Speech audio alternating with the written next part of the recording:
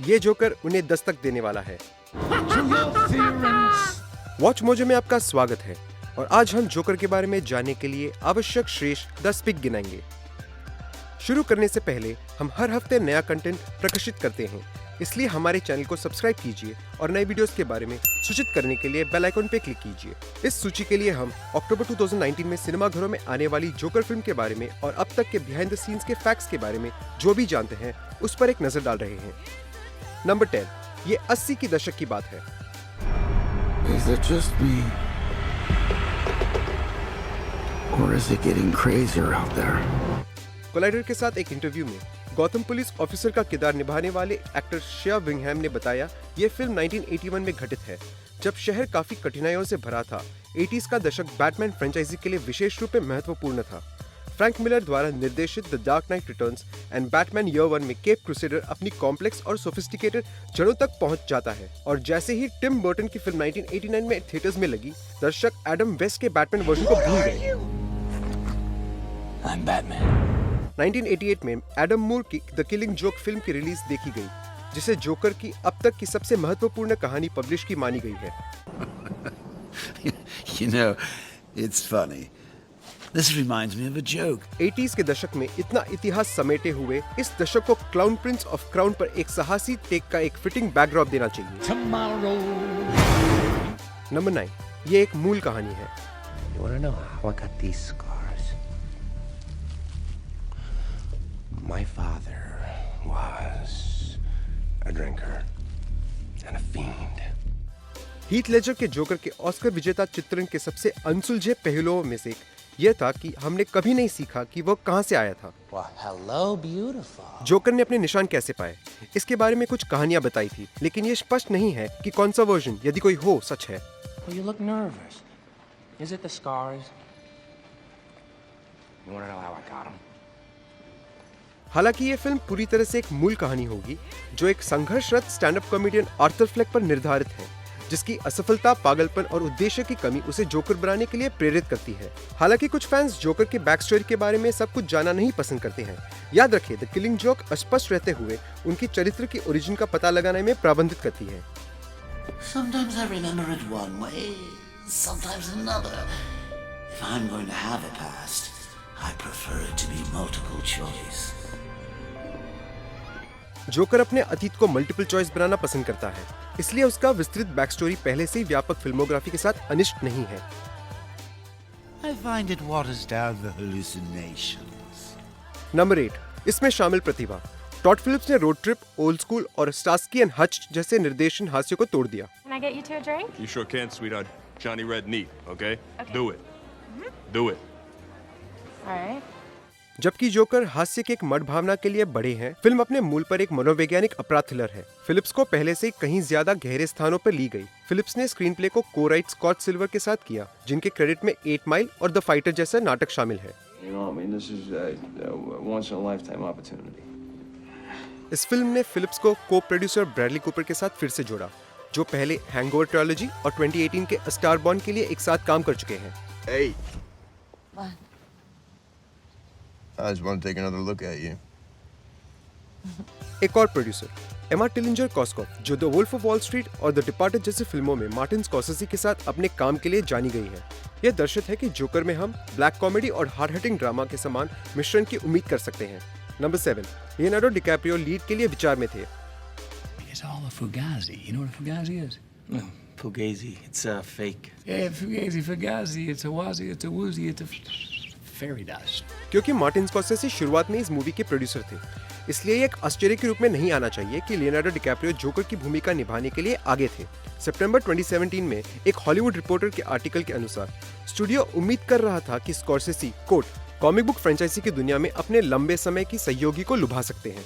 बेशक, उस आर्टिकल में यह भी कहा गया है कि अभी तक कोई ऑफर नहीं किया गया है और कोट डिकैप्रियो की भूमिका की संभावना कम है। We will be serving white cake. हालांकि इंटरनेट पर डिकैप्रियो के संभावित रूप से जोकर का किरदार निभाने की अफवाहों से गिर गया था, लेकिन ये अमल नहीं हो पाया। फेब 2018 में वैरायटी ने बताया कि वोकिन फिनिक्स ने टॉड फिलिप्स के साथ जोकर के बारे में मुलाकात की और ऑस्कर नॉमिनेटेड एक्टर ने आधारिक तौर पर कुछ ही समय बाद भूमिका निभाई। My mother always tells me to smile and put on a happy face. Number 6, ये एक नई दिशा में डीसी मूवीज को शिफ्ट कर सकती है। We have to level the playing field, Mr. Wilson. To put it plainly, shouldn't we have a league of our own? Cinematic universe के इस युग में कॉमिक बुक मूवीज हमेशा भविष्य के सीक्वल, स्पिन-ऑफ्स और क्रॉसओवर को छेड़ते हैं। ताजे रूप से जोकर वन ऑफ कहानी ही होगी और इसका कोई सीक्वल विकास में नहीं है। यदि फिल्म सफल हुई तो यह संचालन में स्टैंड अलोन डीसी फिल्म बन सकता है जो शेयर्ड डीसी यूनिवर्स का हिस्सा नहीं होगी। यह दृष्टिकोण डीसी के काल्पनिक कहानियों और एल्सवर्ल्ड इम्प्रिंट्स का सम्मान है जो आमतौर पर स्थापित निरंतरता के बाहर होता है।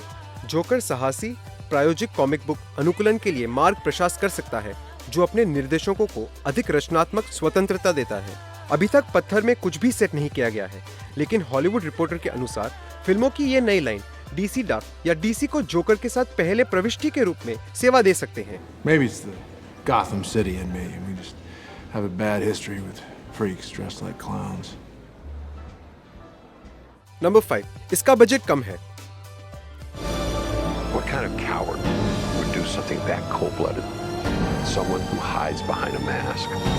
हॉलीवुड में एक मानसिकता है कि अगर कोई स्टूडियो एक फिल्म को सफल बनाना चाहता है तो उन्हें इस बार 100 मिलियन से ज्यादा अधिक खर्च करने की आवश्यकता है। जोकर के साथ हालांकि फिल्म निर्माता ये साबित कर सकते हैं कि कभी-कभी कम अधिक होता है। केवल 55 मिलियन के प्रोडक्शन बजट के साथ इस फिल्म का price tag Batman versus Superman या जस्टिस लीग बनाने के लिए उसका आधा खर्चा भी पर्याप्त नहीं है। हालांकि ये दोनों ही फिल्म बॉक्स ऑफिस पर उम्मीदों से खरी नहीं उतरी। जोकर के लिए एक छोटा बजट न केवल आर्थिक रूप से नहीं बल्कि रचनात्मक रूप से भी समझ में आता है। वॉकिन फिनिक्स एक कॉमिक बुक खलनायक के बारे में कम बजट चरित्र अध्ययन करने में रुचि रखते हैं और जोकर बिल्कुल वही लगता है जो उनके मन में था। I used to think that my life was a tragedy.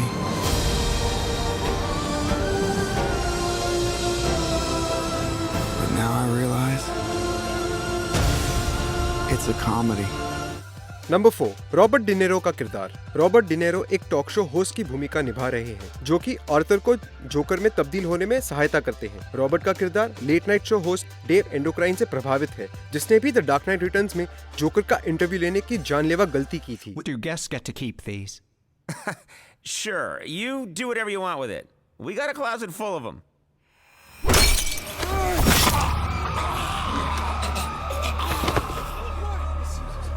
So long as you won't miss it. मुरे का किरदार रूपर्ट पम्पकिन के किरदार के साथ काफी स्पष्ट समानता रखा है जिसे भी मार्टिन स्कॉर्सेज़ी की film the king of comedy में रॉबर्ट डिनेरो ने निभाया था। Jerry and I have a real relationship going. You know what I mean? No fantasy world. You know what I'm talking about?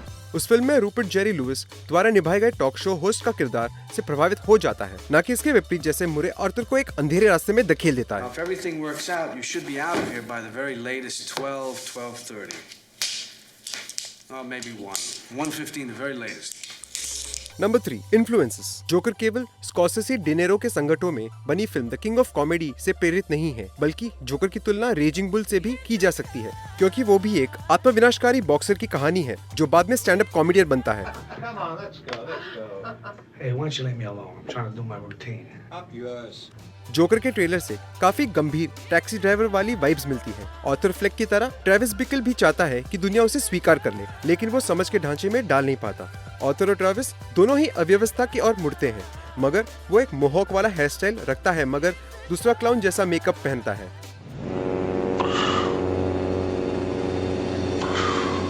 Scorsese की movies के अलावा joker the killing joke से भी काफी प्रेरित है जो ये सजेस्ट करता है कि जोकर एक असफल स्टैंड अप कॉमेडियन था जो एक दुर्घटना के बाद पागल हो गया। I got nervous and blew a punchline. Oh. What do you mean, oh? Number 2, joker का makeup. Never start with the head. The victim gets all fuzzy. He can't feel the neck. See? Heath Ledger का joker एक अनोखा character था जिनका war point उनसे एक super villain से ज्यादा एक टेररिस्ट दर्शाता था। फिनिक्स का जोकर भी बहुत जमीनी और रियलिस्टिक होगा जो कि उनके मेकअप से साफ झलकता है। एक्चुअली बहुत लोगों ने जताया है कि जोकर का मेकअप काफी हद तक जॉन वेन गेसी के मेकअप जैसा लगता है जो उन्हें पोगो द क्लाउन के दौरान पहना था।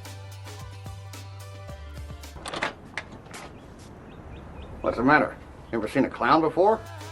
जब गेसी ने jolly joker clown club join किया तो उनके क्लाउन दोस्तों ने इस पे आपत्ति जताई क्योंकि उन्हें लगा कि मुंह के चारों तरफ तीखे लाल किनारों से बच्चे भी डर सकते हैं। अब चाहे जोकर का किरदार गेसी द्वारा निभाए गए जोकर पे निर्भर है या नहीं, मगर दोनों ही किलर क्लाउन्स की प्रतिष्ठा रखते हैं। नंबर 1, ये DCEU से अलग है। जब वंडर वुमन को दर्शकों और क्रिटिक्स दोनों ने बहुत सहारा, तो DC फिल्म्स को यह महसूस हुआ कि बजाय बहुत किरदारों पे फिल्म बनाने के, उन्हें एक किरदार पे ध्यान देके फिल्म बनानी चाहिए। आत्मनिहित रहना और एक किरदार पे फोकस करना एक्वामैन और शज़ाम को भी काफी फायदा हुआ। जहां तक ये सब फिल्म्स भी DCEU का हिस्सा थी, लेकिन जोकर का ना तो DCEU से कोई लेना देना है, ना ही जेराड लेटो द्वारा निभाए जोकर से। इस नई दिशा के बारे में DC प्रेसिडेंट डेन नेल्सन ने बताया कि आगे चलकर DC यूनिवर्स एक अलग यूनिवर्स की तरफ पेश होगा, जो कि एक निर्देशक के दिल से निकलेगा। 2019 की शुरुआत में LA टाइम्स के साथ एक इंटरव्यू में वार्नर ब्रोस के CEO केविन सुजियारा ने आश्वासन दिया कि आगे से वो व्यक्तिगत कैरेक्टर्स के व्यक्तिगत अनुभवों पर ज्यादा ध्यान केंद्रित करेंगे।